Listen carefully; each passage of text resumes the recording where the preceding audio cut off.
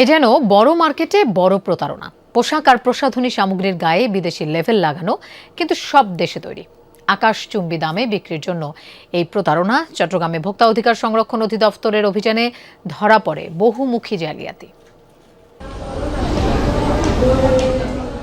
Sanmar shopping মলের এই red আর্থ দোকানে পারফিউমের গায়ে বিদেশি ব্র্যান্ডের লেভেল, দাম হাঁকছে ২১,০০০ টাকা। তবে বৈধ কাগজ না থাকায় আসল না নকল বোঝার উপায় নেই। অভিযানে দোকানটিতে মেয়াদ উত্তীর্ণ আরও প্রসাধনী সামগ্রী পায় ভোক্তা অধিকার সংরক্ষণ অধিদপ্তর। ৫০,০০০ টাকা জরিমানার পর দোকানির সরল স্বীকারোক্তি, সব বিক্রেতাই প্রতারণা করছে। নিয়ম ওষুধের দোকানে যেন থাকবে, মানে খাওয়ার দোকানে যেন থাকবে, মানে এটা কোনো ঠিক হবে না। বাংলাদেশের মানুষ তো শৃঙ্খলা না। আমরা তো প্রচুর চেষ্টা করছি। আমরা রোজার ১৫ দিন আগে ৬ লাখ টাকার প্রোডাক্ট ফেলে দিয়েছি।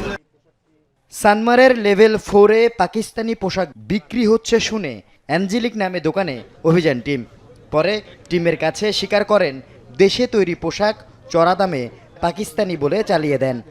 সাদাবাহার, মোনা এবং আরও কিছু ব্র্যান্ডের নাম আমরা এখানে দেখতে পেয়েছি। আসলে ওনারা এটার উৎসস্থল ঠিক কোথায় আমাদেরকে বলতে পারেনি।